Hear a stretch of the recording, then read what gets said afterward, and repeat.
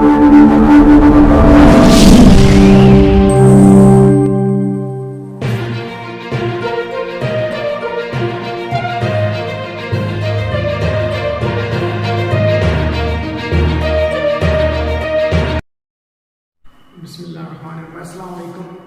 Students, ये हमारा topic चल रहा था 2.6 एक्सरसाइज। इसके क्वेश्चन नंबर 2 के कुछ पार्ट्स हमने प्रीवियस लेक्चर में किए थे। ये आगे कुछ इसके पार्ट्स रहते हैं। तो ये number 6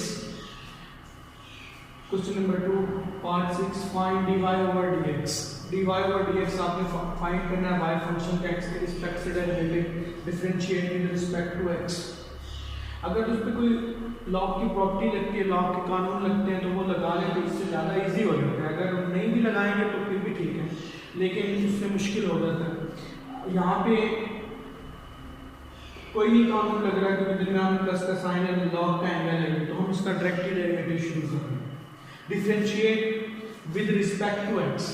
dy over dx natural log के एंगल का डेरिवेटिव जब लेना नेचुरल लॉग का, तो 1 ओवर ये एंगल पूरे का पूरा एंगल बटेगा और सामने इसका क्या लेना है, डेरिवेटिव। ये लॉग नेचुरल लॉग का डेरिवेटिव लेने का तरीका है। नेचुरल लॉग का एंगल बटे में जाता है, जो बटे में जाता है उसका सामने डेरिवेटिव। ये सेम x का डेरिवेटिव 1, इसका डेरिवेटिव, इसकी होल की पावर 1/2 है। पावर रूल लगा, पावर स्टार्ट में फंक्शन सेम, पावर में से 1 कम, 1/2 में से 1 कम हुआ तो -1/2। विदाउट पावर इसका डेरिवेटिव x² का डेरिवेटिव 2x, 1 का डेरिवेटिव 0, पूरा पावर रूल है। पावर स्टार्ट में फंक्शन सेम, पावर में से 1 कम, 1/2 में से 1 कम किया -1/2। विदाउट पावर x² का 2x, 1 का 0। ये सेम 1 सेम, ये 2 के साथ कैंसिल, ये x ऊपर और ये रकम नेगेटिव पावर है, नीचे आके पॉजिटिव होगी। -1/2 का मतलब रूट, स्क्वायर रूट, ये नीचे आके पॉजिटिव होगी। ये सेम इसका आंसर, इसके नीचे है 1, ये आंसर इधर चला जाएगा x² + 1 होल का square root plus x same, और ये बाहर वाली सेम। अब ये ऊपर और नीचे सेम रखेंगे, ये आपस में कैंसिल, आगे पीछे लिखे हैं लेकिन सेम है बिल्कुल। ये कैंसिल, ऊपर बचा 1, नीचे ये 1 ओवर x² + 1 होल का स्क्वायर रूट। तो ये इसका आंसर है। सबसे पहले आपको पता होना चाहिए कि नेचुरल लॉग का जब डेरिवेटिव लेते हैं तो इसका जो एंगल होता है वो पूरे का पूरा बटे में चला जाता है, और जो बटे में रकम जाती है उसका सामने डेरिवेटिव लेते हैं। अब यहाँ पे प्रोडक्ट लगता है, क्वोशिएंट लगता है, पावर रूल लगता है, जो भी रूल लगता है वो आपने लगा के इसको सिंप्लीफाई करना है। इसके बाद ये क्वेश्चन नंबर इसका एक part, y = e⁻² sin 2x। ये एक्सपोनेंशियल फंक्शन है, ये ट्रिग्नोमेट्रिक फंक्शन है, दोनों वेरिएबल आपस में मल्टीप्लाई हो रहे हैं। इस पे आप लगा दें product rule, first sem, second derivative plus second same, first का डेरिवेटिव। ये सेम sin 2x, साइन का डेरिवेटिव होता है cos 2x, एंगल का 2 आ गया। जब भी ट्रिग्नोमेट्रिक फंक्शन का डेरिवेटिव लेते हैं तो एंगल का डेरिवेटिव सामने लेते हैं। तो sin 2x का डेरिवेटिव cos 2x, 2x का डेरिवेटिव 2। ये सेम एक्सपोनेंशियल फंक्शन का डेरिवेटिव सेम जो क्वेश्चन वही आंसर, पावर का डेरिवेटिव आ गए, पावर -2x है, -2x का डेरिवेटिव -2, वो आगे लिखें। एक्सपोनेंशियल फंक्शन का डेरिवेटिव सेम क्वेश्चन वही आंसर, और पावर का डेरिवेटिव सामने। इसके बाद इसमें कॉमन ले लें, 2e⁻² कॉमन ले लिया, इधर बचा cos 2x ± sin 2x, ये इसका आंसर है। फिर ये नंबर इसका 12 पार्ट, y = x + 1 होल की पावर x। ये अभी हमने नहीं पढ़ा अभी तक, पिछली एक्सरसाइज जितने भी की ये चीज हमने नहीं पढ़ी। हमने पढ़ी वेरिएबल की पावर कांस्टेंट, ये हमने रूल पढ़े। एक हमने रूल पढ़ा वेरिएबल की पावर कांस्टेंट, एक हमने रूल पढ़ा एक्सपोनेंशियल की पावर कांस्टेंट, या वेरिएबल जो भी हो सकते हैं, कांस्टेंट वेरिएबल, एक्सपोनेंशियल की पावर वेरिएबल। लेकिन ये चीज हमने नहीं पढ़ी कि वेरिएबल की पावर वेरिएबल हो, नीचे भी वेरिएबल हो, ऊपर भी वेरिएबल, नीचे x + 1 ऊपर भी x। तो इस पे अब आपने पावर रूल नहीं लगा देना, गलत हो जाएगा। पावर रूल कब लगता है, जब नीचे वेरिएबल हो, ऊपर कांस्टेंट हो। जैसे यहाँ पे ये वेरिएबल है, ऊपर कांस्टेंट है, ये लगा, ये एक्स स्क्वायर का डेरिवेटिव लिया, एक्स वेरिएबल होगा, 2 कांस्टेंट होगा तो उसका पावर रूल लग के 2x आ गया। तो पावर रूल तब लगता है जब बेस में वेरिएबल हो, पावर में कांस्टेंट हो। यहाँ पे बेस में भी वेरिएबल है, पावर में भी वेरिएबल है, तो अब आपने पावर रूल नहीं लगाना, पावर को नीचे लाना, तो उसके लिए नेचुरल लॉग की मदद लें। Taking log on both side, taking natural log on both side, इधर भी नेचुरल लॉग, इधर भी। अब नेचुरल लॉग के एंगल की पावर x है, वो x स्टार्ट में आ गई, ये थर्ड लॉगरिथम कहता है कि एंगल की पावर स्टार्ट में आ जाती है। इसकी एंगल में x+1 है, इसकी पावर x है, तो वो स्टार्ट में आ गई। तो आपने ये बात यहाँ से ये सीखी कि जब भी वेरिएबल की पावर वेरिएबल हो, उसका डेरिवेटिव ले रहे हो आप, तो पावर रूल नहीं लगा देना, बल्कि लॉग की मदद लेके पावर को स्टार्ट में लेके आना, फिर उसका डेरिवेटिव लेना, फिर लिखना differentiate with respect to x। Natural log y का डेरिवेटिव 1/y, क्योंकि नेचुरल लॉग के एंगल में y है, वो 1/y, और y का आगे लेना जरूरी है क्योंकि रिस्पेक्ट x की है। एंगल में y वेरिएबल है, रिस्पेक्ट x वेरिएबल की है, तो अलग से एंगल का डेरिवेटिव dy/dx लिखना पड़ेगा। इस पे product rule, first sem second derivative plus second same first derivative, ये इधर ये y डिवाइड हो रहा है, ये y इधर आके मल्टीप्लाई हो जाएगा, ये y डिवाइड इधर आके मल्टीप्लाई, ये x सेम नेचुरल लॉग का डेरिवेटिव ले रहे हैं, इसके एंगल में x+1 है, वो बटे में चला गया x+1, x का आगे डेरिवेटिव 1 और 1 का डेरिवेटिव 0। नेचुरल लॉग के एंगल में x+1 है, इसका जब आप डेरिवेटिव ले रहे हैं, एंगल 1/x+1 वो बटे में चला गया, x का डेरिवेटिव 1 और 1 का डेरिवेटिव 0, ये सेम x का डेरिवेटिव 1। इधर y की वैल्यू लगा देंगे, y की वैल्यू क्वेश्चन मार्क, y की कीमत है x+1 होल की पावर x+1 होल की पावर x, ये y की वैल्यू लगा दी, ये सेम और ये सेम लिखा। तो ये आपका क्वेश्चन कंप्लीट हो गया। यहाँ से आपने ये सीखा कि वेरिएबल की पावर वेरिएबल हो, उसका कैसे डेरिवेटिव लेते हैं। ये इसका 14 पार्ट लास्ट है, ये m लॉन्ग क्वेश्चन में आ सकता है, ये थोड़ा मुश्किल है, इसको हल करने के काफ़ी ज़्यादा तरीके हैं। पहला तरीका तो ये है कि आप इस पे क्वोशिएंट रूल और ऊपर प्रोडक्ट रूल लगा दें। दूसरा तरीका ये है कि आप इसको ऊपर लेके -3/2 करके 3 वेरिएबल है, तीनों पे प्रोडक्ट रूल लगा दें।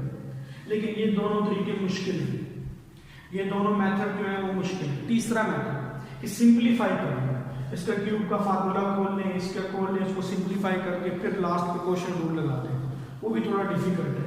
तो ये 3 मेथड जो है ये थोड़े मुश्किल है।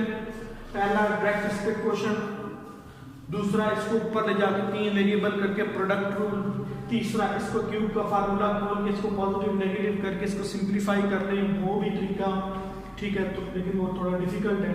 ये लॉग वाला तरीका इजी है, इसमें पावर वगैरह शुरू में आती है। Taking log on both side, जब लॉग का मकसद ही यही होता है कि मुश्किल कैलकुलेशन को आसान में बदलना, ये इसका बुनियादी मकसद। ये मुश्किल सी रकम आ रही है, पावर आ रही है, प्रोडक्ट फॉर्म में, क्वेश्चन फॉर्म में, लॉग की मदद से बिल्कुल ये सिंप्लीफाई होगा। Taking log on both side, दोनों तरफ लॉग लिया, यहाँ पे ऊपर मल्टीप्लाई हो रही है, पॉजिटिव कर रहे हैं, पॉजिटिव पॉजिटिव, ये नीचे डिवाइड हो रहा है, इसको ऊपर जाके नेगेटिव करते हैं। लॉग का पहला और दूसरा कानून लगा कि मल्टीप्लाई हो रहे हैं, पॉजिटिव लॉग अलग अलग, डिवाइड हो रहे हैं तो नेगेटिव लॉग अलग, तीनों के साथ लॉग आ गया। फिर इसके बाद यहाँ पे इसकी पावर है 1/2, वो शुरू में उतार रहे, तीसरा कानून करते हैं 1/2 शुरू में, ये सेम इसकी पावर 3/2 स्टार्ट में, थर्ड लॉ लग गया, लॉग का तीसरा कानून लग गया। पहला दूसरा इधर लगाया, तीसरा इधर लगाया। अब इससे ज्यादा ये सिंप्लीफाई नहीं होता, अब डेरिवेटिव लेना शुरू कर दें। Differentiate with respect to x, natural log y का होता है 1/y, y का आगे dy/dx, लॉग का एंगल बटे में, जो बटे में उसका सामने डेरिवेटिव, बटे में y गया, y का x के रिस्पेक्ट से लिखना जरूरी है। ये सेम नेचुरल लॉग के एंगल में x² - 1 है, उसको बटे में ले दें, 1/x² - 1, आगे इसका डेरिवेटिव ले लें, x² का डेरिवेटिव 2x, 1 का डेरिवेटिव 0। नेचुरल लॉग के एंगल बटे में और जो बटे में उसका सामने क्या लेंगे, डेरिवेटिव। इसी तरीके नेचुरल लॉग का x+1 का डेरिवेटिव 1/x+1, आगे x का 1 और 1 का 0, ये लिखने की जरूरत नहीं, इस वजह से नहीं लिखा। 1 ओवर x प्लस 1, x का डेरिवेटिव 1 और 1 का डेरिवेटिव 0 लिखने की जरूरत नहीं है, ये आपने इसका डेरिवेटिव निकाल माइनस 3/2 ये सेम इसका डेरिवेटिव है, इसका एंगल x क्यूब प्लस 1 ये बटे में जो बटे में क्या उसका से डेरिवेटिव x क्यूब का डेरिवेटिव 3x स्क्वायर 1 का डेरिवेटिव 0 ये आ गया x है, ये y डिवाइड है इसको जब मल्टीप्लाई कर दें यहाँ से ये 2 और 2 कैंसिल x ऊपर और ये बटे प्लस ये सेम 3 3 9x स्क्वायर ये 2 और x क्यूब प्लस 1 ये सेम।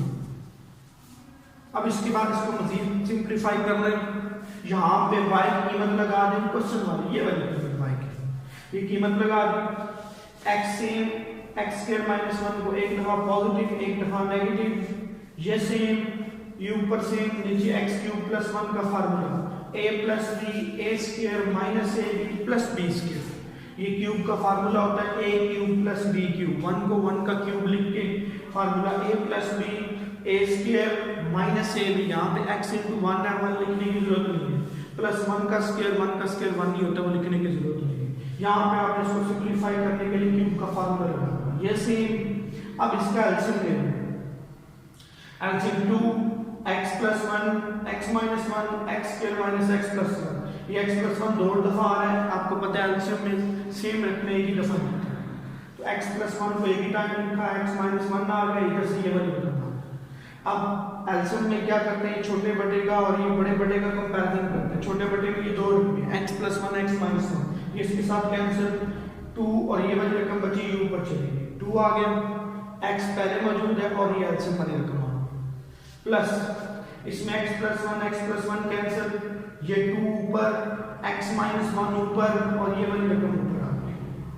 एलसीएम में छोटे बटे और बड़े बटे का कंपैरिजन करके जो कैंसिल हो गए वो काट देते हैं, जो बच जाती है वो ऊपर चली जाती है, इधर x प्लस 1 कट गया ये और ये तीन रकमें 2x माइनस 1 और ये ऊपर चली गई, माइनस 2 कैंसिल प्लस वाली कैंसिल ये वाली कैंसिल माइनस वाली बची, ये ऊपर 9x स्क्वायर के साथ लिखी x माइनस 1, फिर आगे इसको सेम लिखना है, इनको आपस में मल्टीप्लाई करके एक जैसे इकट्ठे कर लेना है तो फाइनल आंसर आ जाएगा, यानी ये 2x है इसको अंदर मल्टीप्लाई करके इसको आपस में मल्टीप्लाई करके इसको करके इनमें जो एक जैसी पावर्स वाले हैं वो इकट्ठे कर देने, नीचे ये इकट्ठा कर देना, ये इसका फाइनल आंसर आ गया, तो ये आपने खुद करना है नीचे।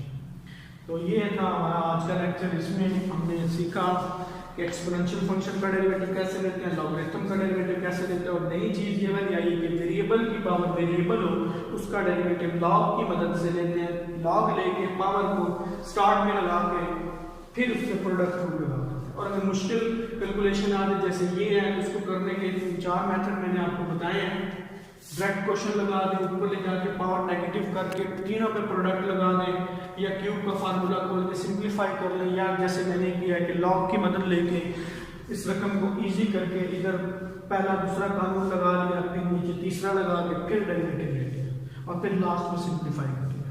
तो ये था हमारा आज का लेक्चर, फिर इंशाल्लाह नेक्स्ट लेक्चर में हम इसको कंप्लीट करेंगे एक्सरसाइज को, तो आप कमेंट्स वगैरह किया करें ताकि पता चले कि आपको समझ आ रही है। शुक्रिया।